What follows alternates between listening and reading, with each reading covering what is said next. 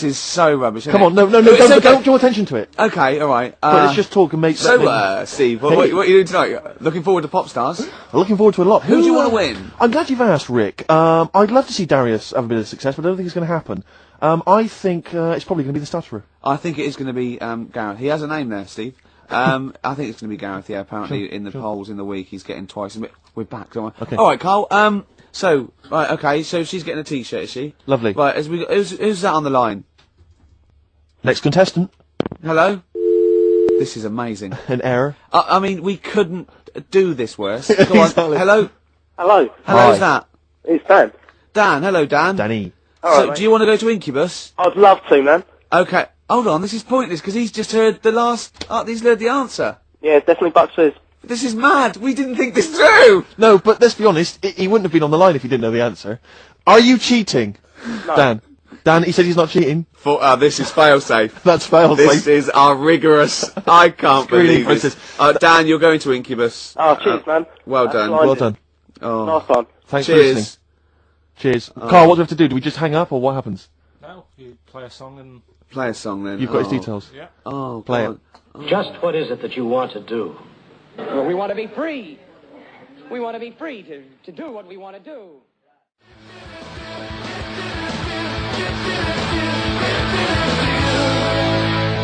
Feeder, just today. That reminds me of this Christmas where my 51-year-old brother wouldn't let anyone near the PlayStation 2 because he was playing Gran Turismo. And he has to build his car up and buy it. He just played it from about 6 o'clock till sort of 3 in the morning. Was it bought for him or about 3? I don't know, but we had to watch him. Brilliant. Why that song particularly? It's on it. Oh, It's it I features on think it. I think Feeder feature all over it, don't they? On the soundtrack, yeah. So there you go. Yeah. I was on the tube the other day, Rick. So I was just coming into Finchley Road. Yeah. And I was on the train. I know you don't travel on the tube anymore because No. you're too famous. But I never did. No, fair enough. It's not that I don't really recognise. It's just that it's beneath me. Fair enough. And they're on the tube in each carriage on these newer ones. There are kind of these flaps that are normally locked closed, and there was one of them that's swinging open. And inside there were various buttons like on, off, self-destruct, whatever. Yeah, but yeah. seriously, like doors operating. Train quicker. Exactly. And you were thinking, like, you don't want some, kind of oik, sort No. of fiddling around, pressing buttons and stuff. It could be quite dangerous. Yeah. So I got off of Finchley Road. I thought, I'll be a good commuter. I'll mention this to the staff, and they'll probably, they'll thank me for it. And if it's an attractive young staff member, I mean, they never are on the tube. Have you ever seen an attractive member of staff at a tube station? Oh, come on, steady They on. are such freaks. I No, mean, I know that's the pot kettle black. They're thing, all but from Devon, apparently. they're grotesque people, really. All right, steady on. And so anyway, I went up to this guy. I thought, The uniforms don't help though, do they? They don't, it's pretty grim. And so I Yeah. went up to this guy, I said to him, excuse me, I was just on the train there, and there was a flap open, I could see all these buttons and things. He went, right. I was like, yeah, well, I just think, it might be, wandering hands, a small child or something. Yeah. Right. Small Yeah. child. He went, what carriage was it? I said, well, I don't really know what carriage it was. Maybe at the next stop someone should come and check. He went, well, how are they going to check if they don't know what carriage it's in? And at that point, I just wanted to smack him in the face. I just thought, I'm in a hurry. I've got no reason. There's no gain for me about telling this. It's not going to help me out in any way, not financially, nothing. I'm just know. trying to help you out, and that's your attitude. And I was absolutely I know. livid. I'm getting so intolerant in my old age. I can't stand it. Bad service, bad attitude. Just it drives me mad. It makes my blood boil, and Livid. I was one time, right, I was down in the centre of town. This was after some of the big explosions. The IRA had, various things. And everyone was on kind of bomb alert, very nervous, very scared. And there was a sort of a bag in the street. This was the centre of London or whatever. And my friends and I were a bit edgy, but a bit nervous. And we're outside this pub, and we saw the bag, and we thought maybe we should we'll tell the landlord from that. So we told the landlord, right, and he came out and he looked at it, he thought, oh, you're right, lads, it does look a bit shifty. And this is what he did. This was his security measure, right? He was going to call the police, but in the meantime, he picked up one of those sandwich boards that advertises what food's being served in the pub, just placed it over the top of it. yeah. Yeah. That's fail. So That is what the bomb disposal unit use very often. Like you see them up and down Oxford Street. They're not people selling stuff. Sure. That's a They bomb will leave shield. on a bomb. Yeah, yeah. But I love the idea, because what we did was we moved about 100 yards down the road, because we thought if the bomb goes off, we want to see it, that'll be dramatic. Yeah. We don't want to get injured. But I love the idea of like a sandwich board flying off into the air and just embedding itself in someone's head. Yeah, no one would have been Who do I injured if it wasn't sue? that sandwich board. Well, that was Ron, the landlord. Exactly. Yeah. My God, is that a Cumberland pie for £5.95? I can't believe my luck. John, I think there's something more serious. Anyway, Paramedics going, I can't, 99p a pint. it's free. I'm going to come back here. So anyway, so listen, he calls the police, right? And so after a while, about, it's like 40 minutes later, and I think the police do a good job. I'm not trying to bake down on the police. I think it's a good job, and I respect the police. But, this police van turns up after about 40 minutes of waiting, right? And this guy leaps out of the van and he goes, "What? You're the guys who reported this, are you?" And we went, "Yeah." He went, "Right." And he looked at the bag and he picked it up, he unzipped it, and there was just some rubbish in there. He just threw it at us. He went, "There's your bomb for you," and threw it at us to teach us a lesson, and then got in the van and drove off. And it was like, dear. what lesson are you teaching us about What did being you good do? citizens? You presumably reported him, did you? Well, of course we're not. What's going to happen? It's not. Do you know what I think? I think he thought it was a bomb.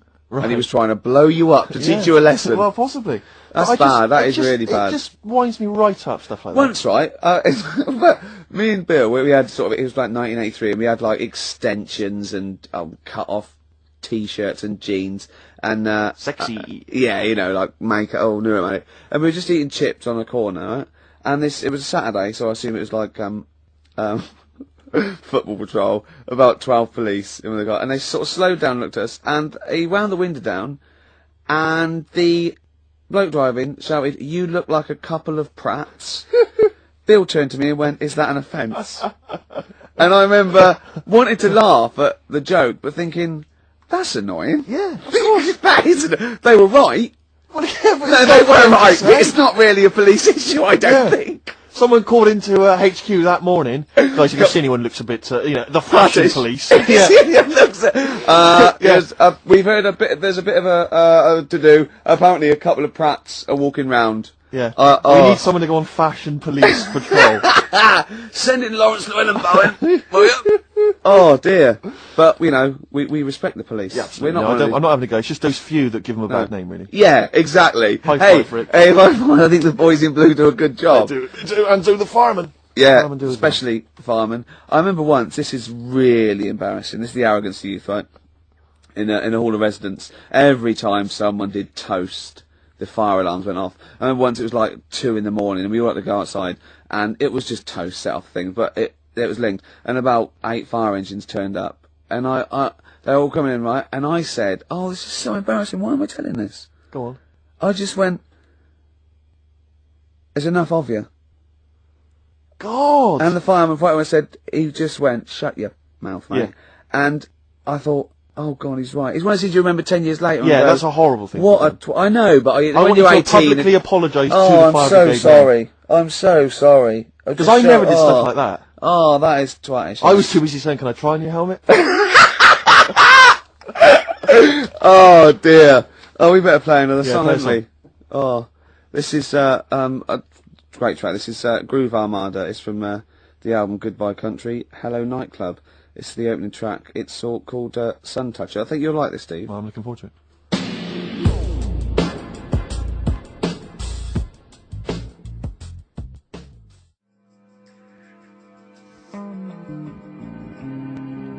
Groove Armada there, and Sun Toucher. Do you like that? I didn't mind, actually. I didn't realise you were a Groove Armada dance music fan. Well, no, Jane played that with me today. I hadn't heard that before, but I loved it immediately. Oh, it's great. It's like a soundtrack mixed with a little bit of Sure.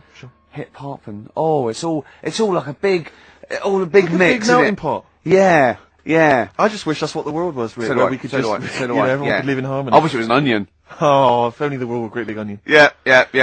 Oh, well, maybe one day. Well, this is nearly the end of the show. Absolutely. It's been Ricky Gervais on XFM 104.9 with Carl.